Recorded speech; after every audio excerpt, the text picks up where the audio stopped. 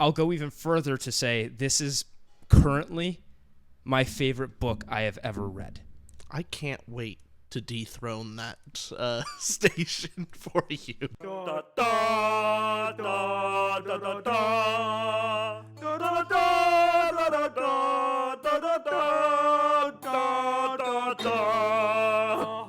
Welcome back, everybody. This is another Tutor Ramble episode, another Stormlight book, and today it's Oathbringer, Book 3 in the Stormlight Archives. That reverb just went right into my ears. But yeah, we're not waiting so long on this one. No. I think the last time it took us about, 3 months? And now it only took us about a month. Yeah, so we're getting better. We're improving. We are improving, and this is a third book of the Stormlight Archives. We did Words of Radiance, we did Way of Kings, and I'm going to give a non-spoiler thought right now. And by the way, this video will be structured in the first 10 to 15 minutes, spoiler-free, as always, and then we'll get into spoilers. Yep. I just have to get this out right out the gate. This is my favorite Stormlight book of all time, which is only 4 books, so it's like, oh, okay, it's your favorite of 4. I'll go even further to say this is currently my favorite book I have ever read. I can't wait to dethrone that station for you. I have a mixed feeling about this podcast. Yeah. This episode, because at one, I'm talking about my favorite book ever. Yeah. And then the other side is you're also going to rate it very similar to me, yet degrade me the entire time. Oh yeah, that's my job. Good. I'm gonna be constantly throwing negatives at you, even though I'm rating it very high. It's a very good book. It's my personal favorite Stormlight book. Yeah, all the same things. Listen, it's gonna happen. It's inevitable, and we always have the book showing here. I never bring my own copy of the book with me. Mm-hmm. This is the one I read. This is the book that I read, and I brought it on set just so I could hold it whenever you make fun of me. It looks thoroughly beat up. I know. It's there for comfort. When you start to attack my ratings, it is here so I can hug it, hold it, and think about what this did for me. You're gonna flip to page 375. Oh, and that's no spoilers. Ugh. I'm cutting that out. but Stormlight, this is book 3.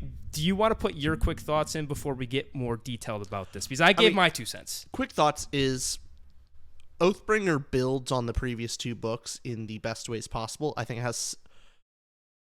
it is either tied or it ties for the action from the second book, which had the second book improved on the action. I personally think Oathbringer has some fantastic action in it that I think I liked a little bit more. Character work, it is better. Flashbacks are far more interesting. It builds in every way possible, and my number one criticism with Stormlight books 1 and 2 is the world building. Oathbringer fixes a lot of that. Basically, all of my complaints kind of go away. Okay, very nice, very nice. And this book, obviously written by Brandon Sanderson. We've talked a lot about Sanderson. We have a whole podcast episode on a deep dive about him. He's my favorite author. He's your most respected, also one of your favorites. Yeah. And we had videos on multiple of his books. No need to go into excess about how much we love Sanderson. Sanderson, and specifically Stormlight Archives, has a lot of criticism. He's becoming very popular, and as you do, being the... this is unarguable, I would say, that he is the most well-known author who doesn't have an adaptation right now, at least in fantasy. I can't think of anyone even close to his level of fame that doesn't have a TV show or movie out. Would you agree? In the fantasy genre, I think you're right. Right. Maybe even sci-fi, level, right? No, there's quite a lot of famous sci-fi people in the sci-fi I can't community. think of one. Could you seriously? I've been thinking this before the pod, going, is there anyone to his level? And I just can't come up with a name. It's tough on the spot. You could be right. Right. It's tough on the spot because this man has gone well above and beyond he's getting to levels of George R. R. Martin, and he doesn't even have a TV show yet. Yeah. That famous. So he's getting a lot of criticism. What's the top criticism you've seen, not just for Stormlight, but if you know Oathbringer criticism in general, without spoilers, of course. Sure. Because before we go on ranting about how awesome this is, let's be a little a little unbiased. Gives both sides of things, right? Well, I think the number one criticism of Sanderson as a whole is that it is kind of like junk food content, where it's people don't consider it art. It is just pure entertainment value. The similar way of like an action movie is not like often considered like a, perfect film or anything like that, Okay. So because Brandon has very simple prose. Brandon? You call him Mr. Sanderson. I call him... You call him Sir Sanderson, okay? Because Brando Sando even more casual. Has a simple prose, typically. It leads to people criticizing it as being a simple book, often. And so it doesn't have as flowery language as other authors do. That is, I think, the biggest criticism. Other than that, maybe length. They think, it's just too long. Yeah, I think you hit spot on with both criticisms I see most often online. Number one being length. Mm-hmm. Like, his books are long, and a lot of the fans will say, you got to get to the point. And then a lot of people complain, well, I should be interested already. Whereas my counterpoint is I always am interested. But then some people, obviously, it's not your forte. And then the second criticism being his prose. It's to the point for the most part. And we'll get into this with Oathbringer, but I think he even steps it up here. But let's hold off from that and get into the spoiler-free still summary of this book. Do you want to dive into that a bit? Sure, I'll dive into it. So where we leave off from book 2, we now have a new land to discover. Urathiru. Urathiru. Yeah. And we both said it wrong, for sure. It's all well. But we now have a new setting, Urathiru. We're out of the Shattered Plains, mostly. And now Dalinar has to unite the realms. And so we get to see all these other different kingdoms and realms and their leaders and how they operate, and more especially, why. Why do they act the way they do? And Dalinar, this is Dalinar's book. Yeah. Just like Way of Kings was Kaladin's flashbacks and mainly his POV, Shallan was Words of Radiance. This is Dalinar flashbacks and a Dalinar story. Yeah. Other characters are, of course, there, but this is Dalinar, baby. So, yeah, he takes it off from there. Then where did Shallan and Kaladin leave off? Shallan left off with, discovering Urathiru, and her relationship with Adelin's growing closer. And then her connections to the Ghostbloods are becoming more entangled. And so now in Oathbringer, you see far more drama and the political side dealings within Alethkar through Shallan's point of view. Right. So has far more of the espionage and the political back and forth of the whole world. And with her powers, and at the end of book 2, where you see who's this new persona, Val. Yeah. So it spreads from there. And then our boy Kaladin. And Kaladin, our best boy. No, not best boy. That's Adolin. Adolin, however. We always say the names wrong. And our commenters that's correct the commenter.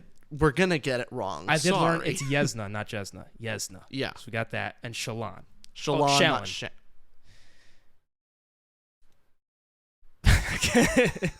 I don't know which one. Anyways, where's our boy Cal at? All right, Kaladin is...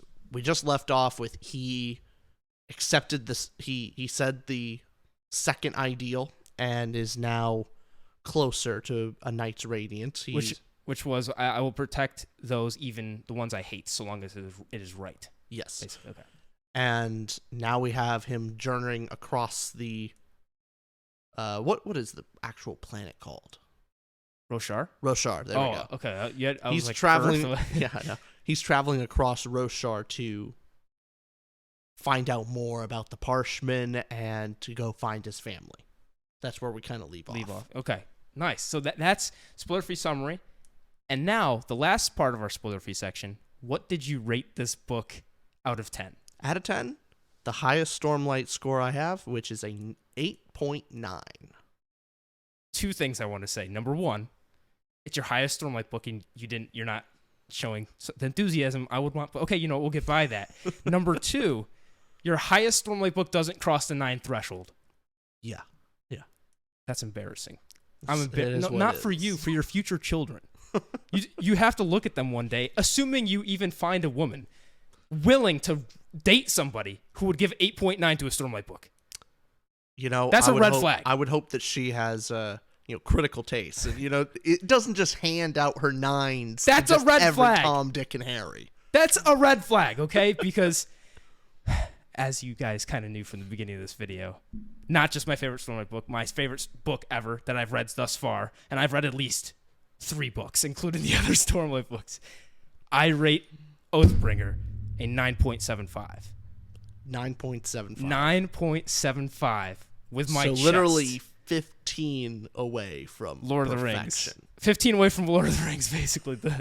As I say, this is my favorite book because Lord of the Rings are like unrateable to me. All right, sorry, 25. 0.25 off. Away. Yes, that is how much I love this. And do you want to get into the spoiler talk? I would love to. All right, so getting into spoilers, be sure to cut out and find us back when you've read the book. And also, if you're still around, go ahead, do us a favor, and click the subscribe button down there and help support the channel. Really appreciate it. We also do have a book club and movie club if you guys want to join our Patreon in the link below. But we're going to get into spoiler talk now. It is time. You ready for this? I am. Okay. Number 1, emotional impact. All right. The first category in a rating system. So what did you rate the emotional impact out of 10? This is tied for the highest category for me at a 9.25. Okay, that's a fantastic score for you. I'll take that. That's a fantastic I gotta score. remember this is you talking. Yeah. I gotta filter that out. Okay, I gave this... listen, I think I'm also tough on my ratings until I talk to you. But I gave this a 9.7.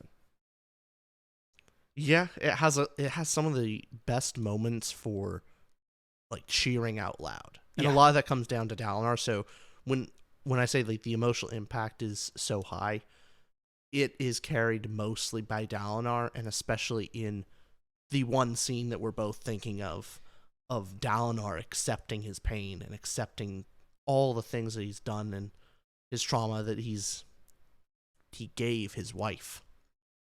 Before we even get into the details on emotional impact, I have a clip pulled up. The graphic audio from that exact scene you're talking about. Do you want to watch this? The first couple minutes. I actually do like graphic audio quite a bit. All right, here it is. That we are now going to play the graphic audio of this emotional scene. Alone. Dalinar held a fist to his chest. So alone. It hurt to breathe, to think. But something stirred inside his fist.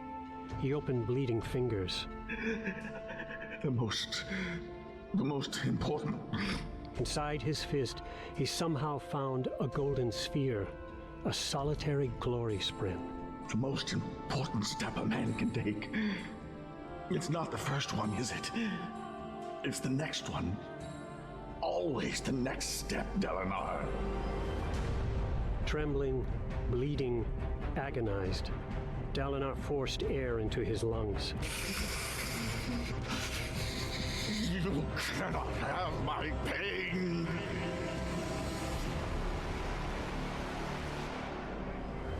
Odium stepped back. Dalinar, what is this? You cannot have my pain. Dalinar. Dalinar forced himself to his feet.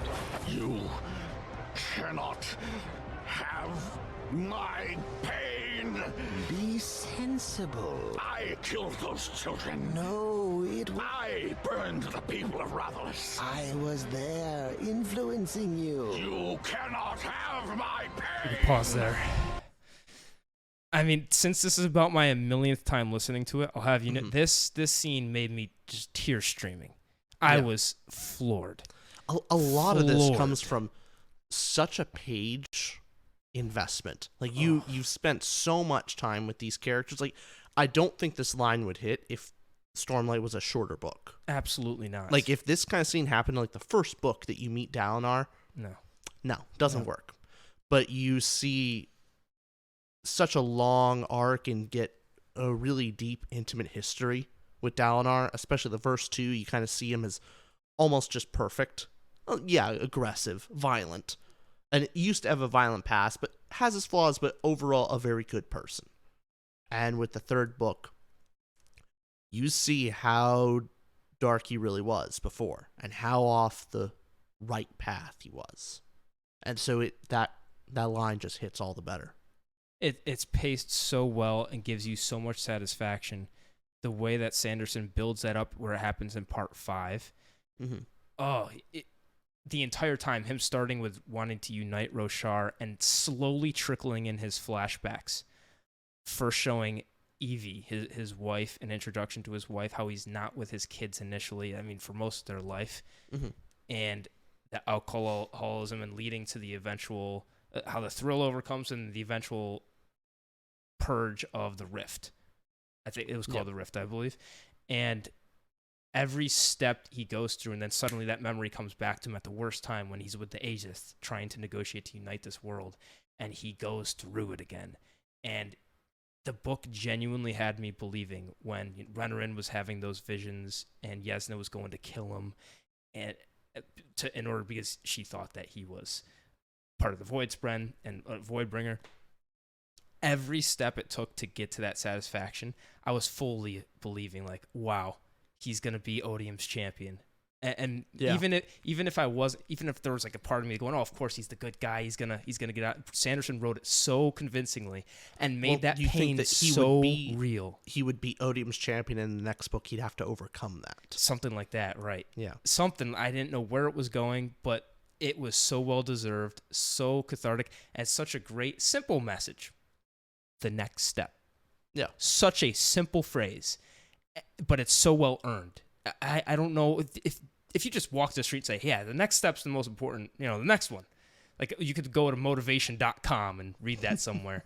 Without knowing Dalinar, without going through this extensive journey with him, it doesn't hit the same. You're exactly right. It has to be this long. It has to be. Yeah, and also, I think what's really important for this book is it's the first one where, Kaladin doesn't save the day at the end. Like, Kaladin gets his heroic moments and all that, of course. Mm-hmm. But Dalinar's the one that saves it at the very end. The past two books, it's Kaladin comes in at the last second, saves the day. Super fun, super enjoyable, love Kaladin. But somebody else definitely needed the spotlight in the third book. I have two things to say on that are very important to get out right now. Okay. The first thing is the number one criticism this book gets, typically, and it's my favorite, so I'm going to get defensive about this book, but it's about Shallan gets a lot of hate, typically. And Cal, so some people think Cal repeats his arcs, or some people do think that Cal does, and Shallan obviously take more of a backseat. I think their struggle in this book is the entire point of this book for Dalinar to unite them. What I mean by that is Cal, throughout this whole book, doesn't have a resolution in the end. It's him struggling with he can't protect everybody. Like, he couldn't save Elhokar.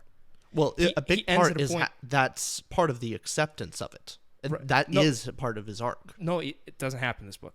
I know it doesn't happen yet, but that's a setup. It's part of the It does. It's a setup. So it's setting up this. You don't get a resolution for Kaladin. Shallan, she's struggling with the fact that she killed her mother still, and having these multiple personalities and struggling through it. It's entirely.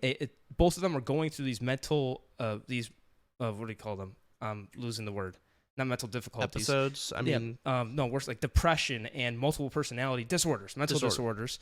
And they're both going through this, and they're not resolved in the end. And people are like, they're either repeating what they've been doing, which, first off, I don't think so, because with Kaladin, his story was, in book 2, was protecting those, even though the ones he hated. Now he's dealing with, he can't protect, even if he hates the people, he just can't protect them, period. How does he protect everybody? So it's a different arc, plus they're not resolved on purpose. Sanderson does this on purpose because the whole point is Dalinar shines, and he's supposed to unite Roshar, unite the Right's Radiance. So when everybody else can't do it, Kaladin's out, Shallan's out. Both of them are having the most difficult problems ever. So was Dalinar. You watched him murder his wife. You watched Dalinar go through hell. He wasn't there for his children. Renarin is so beautiful in this book as well, by the way, because their relationship is, I'll get into that later. But Dalinar's whole purpose and why that's so euphoric is because no one could have done it but him in that moment. Well, that's what's so beautiful. I think this is a good point to actually ask you. Yes. What is your score for characters? Before I mention that, I had to mention the second thing. Because okay. In emotional impact, we're mainly talking Dalinar, so characters is going to we're going to get the characters too. But the second point was Dalinar's whole thing was built up throughout the entire book, and Sanderson spent his time getting that. There was also one moment he didn't spend his time with a character, getting me to feel emotional about, and it was one simple line. We saw a couple scenes with him throughout the book. Teft had this simple line toward the in part 5, in the 3rd act of the book. I don't even know if you could consider his books having 3 acts. I'm going to throw that out the window. But in part 5 of the book, where Teft is just, I will protect those I hate, even if the one I hate the most is myself. Yeah. And you see just small scenes of him going back into alcohol and whatnot, and even that hits. Because even that hits. Sanderson says, I can spend a whole book giving you a message, or I can spend a couple paragraphs, couple pages, and you still feel something. It's a very positive message of... Sorry for the reverberation. Yeah, I'm getting excited. I would... Yeah, no more doing that. Don't hit the table so many times. But, yeah, Teft, the fact that the solution ultimately is not... Yeah, he doesn't get over his depression. No. It's not solved, but it's treating himself with a certain degree of responsibility like he treats others. Yes. It's understanding that even if you hate yourself, even if it's hard and you don't want to, you have a responsibility and duty to yourself, ultimately, even if you don't want to. And that's a really good message and a good workable solution, especially in the interim between actual healing. Absolutely. And before we go to the characters, I know one of your favorite moments of the book, emotional, that you didn't mention yet, because we've talked about this book in the past. Yeah. Alucard. Yeah. Alucard. That's the most emotional scene for me. Second to Dalinar. Behind Dalinar, of course, right. It, in hindsight especially, just makes so much more sense, the fact that Alucard dies. Right. Oh, it just fits so well. And just the fact that he was so close to becoming a Knight Radiant and saying the first oath. That is the biggest tragedy, I think, in Stormlight, is how this king who is kind of had a silver spoon in his mouth to a certain degree most of his life, and he humbles himself to a former slave and asks him, like, how do you do it? And wants to learn from Kaladin. Like, seriously starting to learn humility, is not blaming others, doesn't blame Dalinar for kind of taking over control, even though he's not king. Like, Alucard realizes, like, hey, look, I am not the most capable person here. Like, I have to learn. And so he humbles himself. And you start to see, like, he could actually be a really, really good ruler and king in the future. And then Moash just... And you felt like his arc wasn't complete, so that's why the shock of the death hit that much harder. Oh, yeah. Because you go, his arc isn't over yet. We didn't get this... The coldness of Moash as well, of how it didn't even seem like a big moment to him. This was his big thing. His whole deal was to kill Alucard, his revenge. And he does it, and it's like, oh, hey, Kaladin. Like, it just didn't... He wasn't elated, he wasn't joyful, he wasn't angry. He just did it because that's what he had to do, and then he moved on. And it was just so... It's like going through a musical scale, like do, re, mi, fa, sol, la, ti, and then stopping. And you just go... And it just brings out so much unfinished emotion. Absolutely. So, yeah, that was a great arc for both the story as a whole and also Kaladin. And then what did you rate characters so we can get into each of these characters? I rate characters a 9. 9 out of 10. Again, great now, for you. I want to say, give it the extra point of it is harder to get the 9 out of me, especially with so many characters juggled. Right, because there's a lot. If there's 3 characters in a book, you only have to do 3 characters well. There we go. Gotcha. There's a lot of characters. And so the fact that it gets a 9 out of me with the amount of characters is a great testament to it. Well, I gave it a 9.8. Dalinar's my favorite character in fantasy, maybe favorite characters ever. Mm-hmm. He's up there. I mean, I tied with a couple of, like, I don't know, of course, Aragorn, but whatever. Put all your characters up there. Dalinar's there. And something I love about, actually talking Lord of the Rings real quick, Moash, specifically for this book, really worked for me. But worked better. Yeah, worked better because I've had complaints in the past. Mm-hmm. I think he works the best in this book. And something I do like and appreciate about Moash as a character, he's not a good person, I just mean as a writing tool, is what Tolkien does with Lord of the Rings, having Frodo on a journey with Gimli the whole time. He always sees the antithesis of what he will become if he fails. Mm-hmm. Kaladin also has that with Moash. Not Gimli, Gollum. Did I say Gimli? You said Oh, sorry. Yeah, with Gollum. So Frodo with Gollum, he'll see what he will become, just like with Kaladin and Moash. So if Kaladin fails, that is what he will become if he lets it all go. So I really like that when there's the antithesis of your hero and you see what, if they fail, these are the stakes. That's always great. But besides the obvious Dalinar, why did you rate it so high? What did you love about the characters in this book? A lot of it has to do with getting you to feel emotions about a bunch of characters. It's hard for you to become emotionally attached to a whole host of characters. And then the fact that a lot of the characters have their own personal identity that you don't often need to actually hear it say, oh, Dalinar said. Dalinar talks in a certain way I don't need to know that it's Dalinar said. The dialogue is Dalinar's dialogue. Kaladin talks like Kaladin. All the characters act a really great way. That all of them are dealing with a degree of actual conflict and internal conflict and real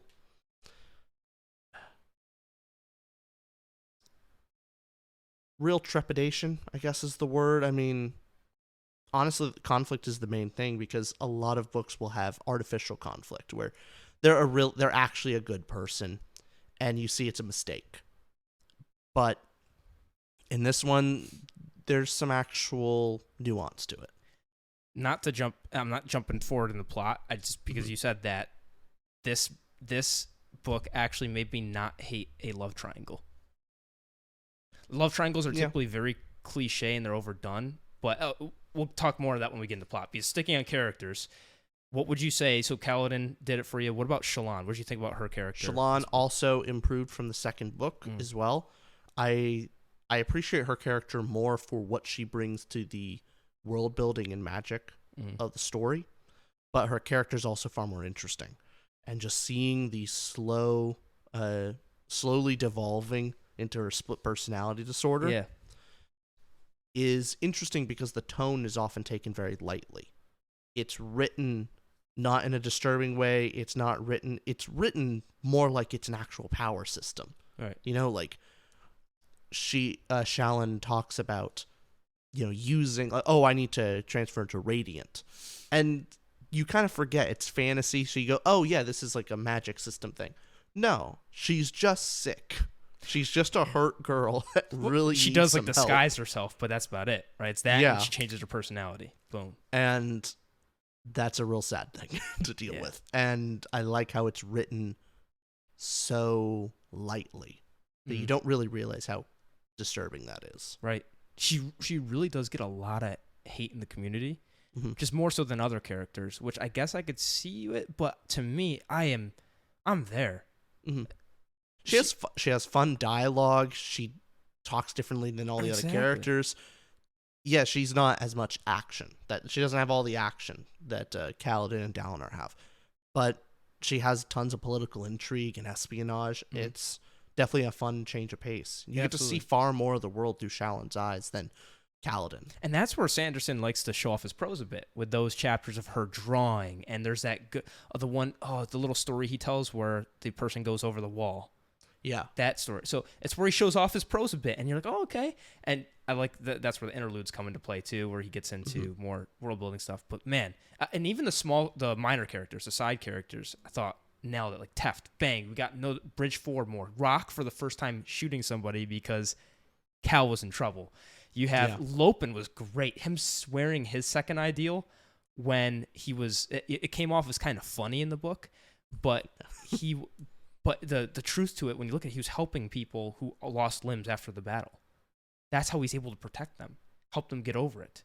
It's not something to just get over, but cope and understand, hey, still move forward, still live your life. There's things to look forward to. That was actually a criticism, I believe, of book 2, is how Bridge 4 kind of took kind of a back seat.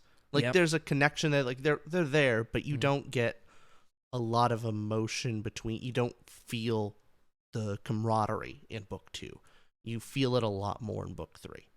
I absolutely agree with that. And so that's also still would also be a reason I pushed it up to 9, where I do not believe my Words of Radiance got a 9 for characters. A lot of it was because of Bridge 4. Absolutely. how important they are, and I don't think they were given enough time in book. No, that's fair. So- I still give Words of Radiance very high, not as Yeah. high as Oathbringer, but I apologize to everybody because there are so many characters. Like you said, we could go into Taravangian and how interesting he is. I think he's just a very interesting and compelling side antagonist in this story.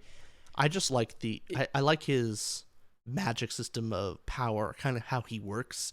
Is a very fascinating. It's so fascinating. Very fascinating villain. And his motivations are clear. You Mm-hmm. understand where he's coming from. He's wrong, but you're like, okay, I get this guy's point, and he's going to work for it. And he's an interesting because one day he could wake up and be super smart, and one day he could not be all there. And then we could go on about Lift. Lift is hilarious, badass. I really love Lift. And how she just showed. Not to mention Odium. Odium is scary. He comes up in these visions. You see the big bad now, and you're like, holy crap! And Lift comes in one of those villains. Remember the vision she comes in? Oh yeah. And then Odium's like, and then leaves. How is she here? And then boom, dips out. Yeah. Great stuff. I think Odium really brings a kind of Thanos presence in Marvel. Just how in the early Marvel films of how big of a presence that Thanos was, and just looming over everything. Yeah. Odium pulls the same weight. Yeah. And so that it's very good. So very enjoyable villain. Yeah, absolutely. And there's so many we got to list them all, of course. But to get beyond characters, what did you rate plot out of 10? Gave it a 9. 9 again. 9 again. Lovely. It's a wonderful thing to be able to juggle all of these aspects of the plot and end in such a cathartic moment for all characters involved, even side characters. Mm-hmm. So that's particularly impressive. Absolutely. Yeah, ultimately it's hard to say much more about that. I mean, action I think is improved to a certain degree, just how it's written. So I absolutely loved the flashback sequences for Dalinar and the Blackthorn. Seeing the Blackthorn fight in his prime. Come on. Yeah. That is just, that alone makes it the best flashbacks of the Stormlight series. It's hard to remember every detail in this book, but I haven't read this in like a year. Yeah. So, by the way, I gave plot a 9.7. 9.7 out of 10 for plot. So I love the plot again. And no surprise here. My rating was super high for all of these.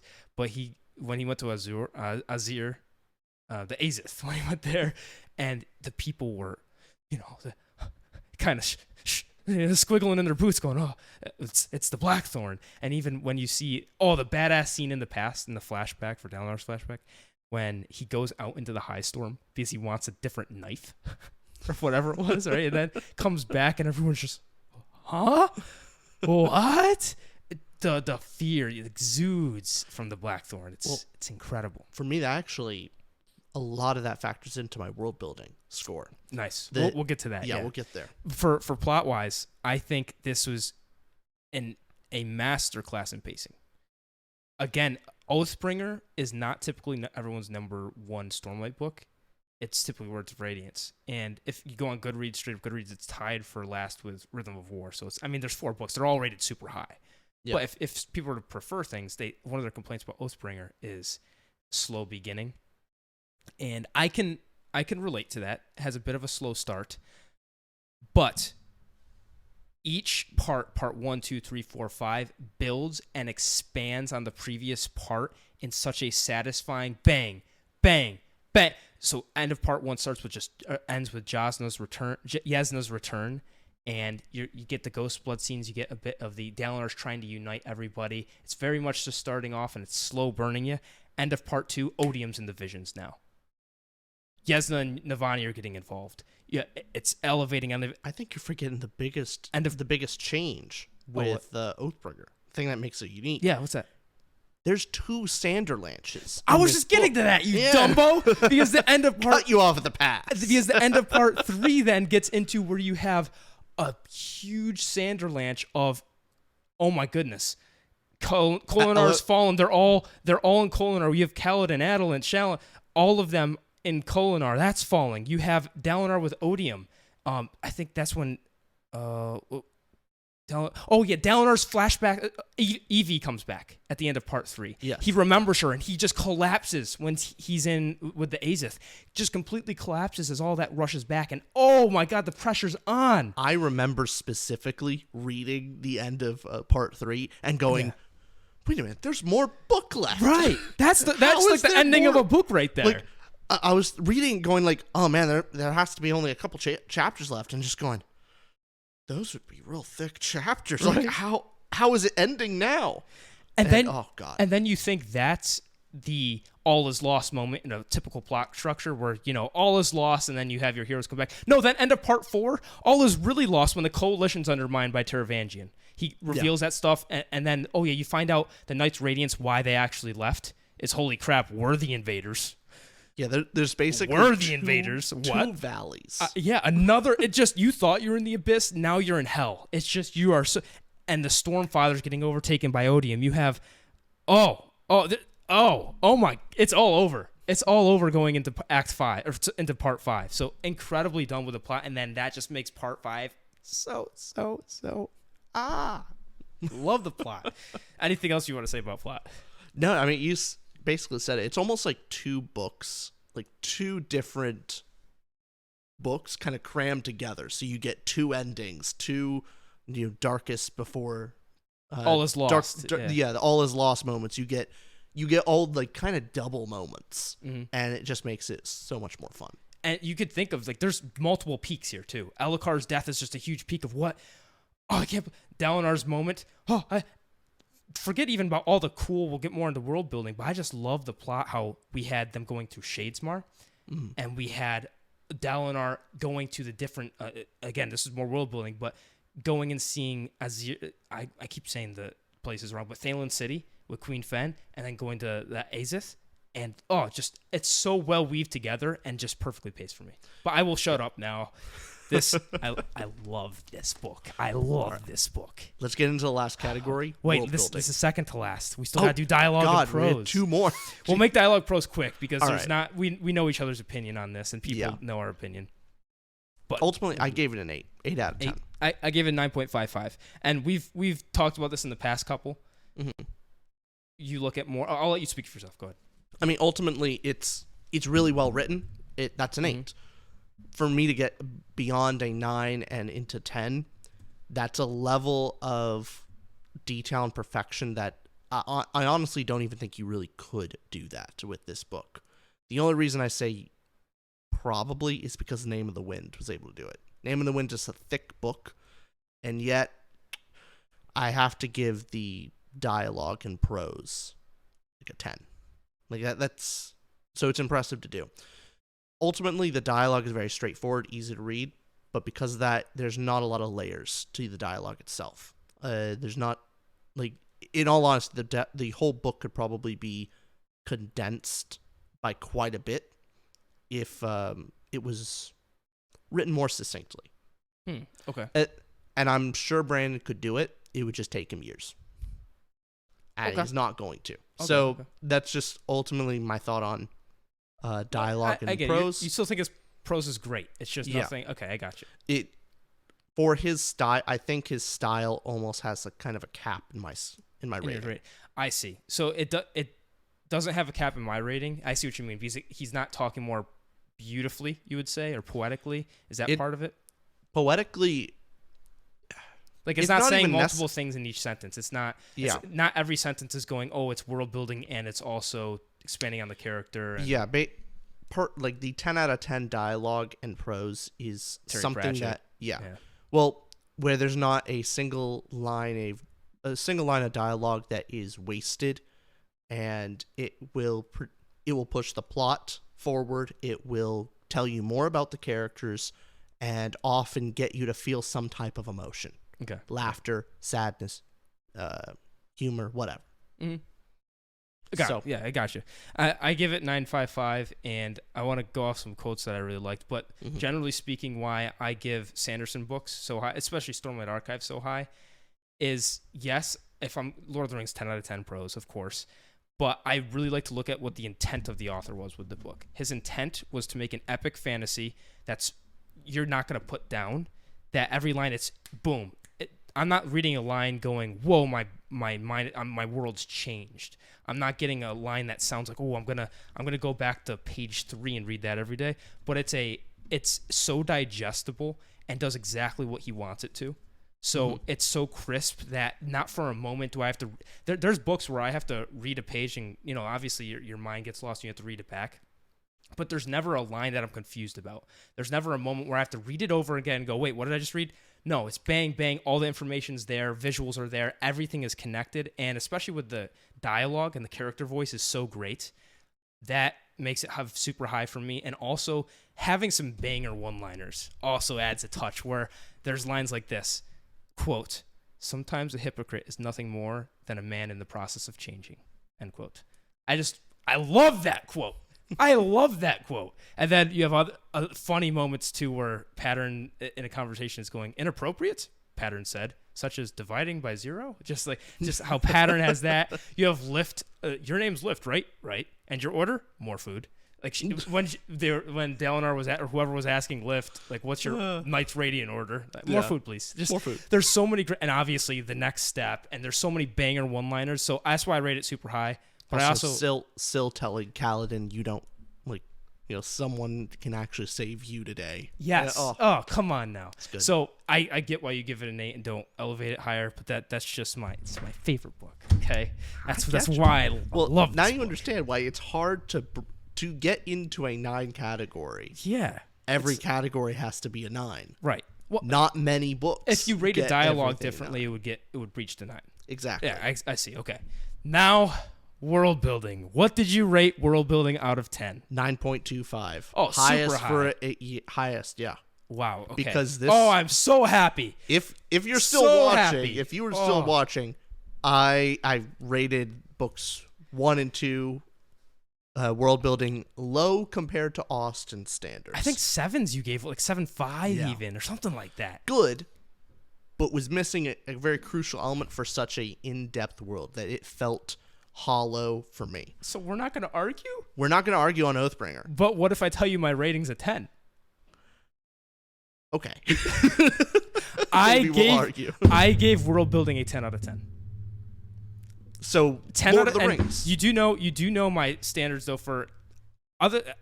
If this is your first time coming to this channel, I don't give 9s and 10s either. This is just this is Basically, Austin has Stormlight and Lord of the Rings. That's his. Those are my that's his 10s and 10s. Yeah.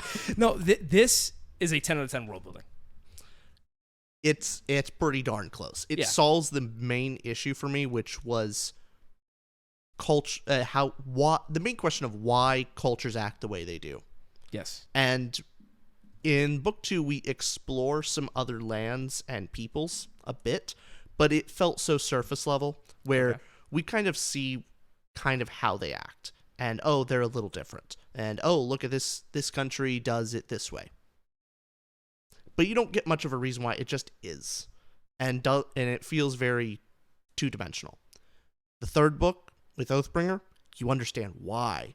And it's not just dumped on you. It's little things that are spread on how Alethkar affected these other nations, and that because Alethkar was kept wiping them out and kept pushing them, that's why they push towards certain kind of political organizations. Why are they fearful of, unification, and how Dalinar's really trying to unify and save everyone, and they're just terrified of him. So the flashbacks had so much to the world building.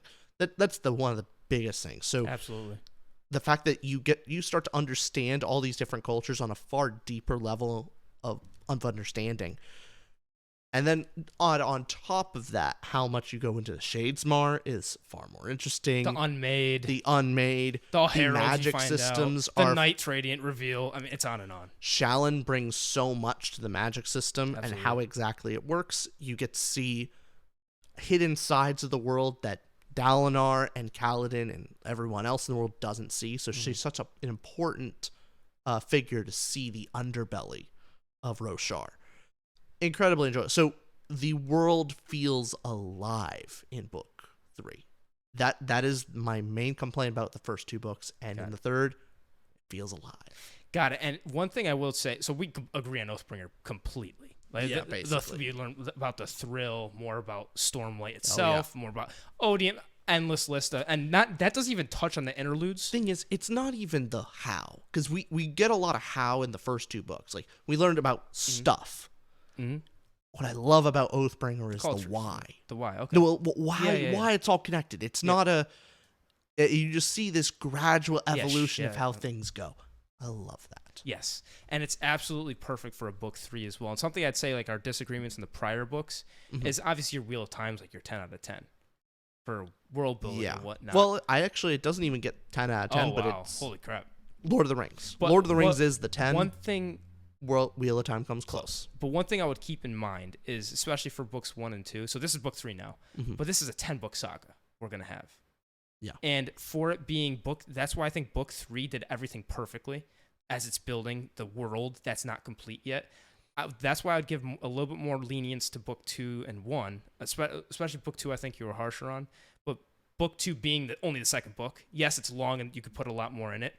I still love the world building in book 2, and I don't want to get into a disagreement when we're on such good terms right now. Here's but the thing. The one thing I'd say, I completely understand. okay, yeah.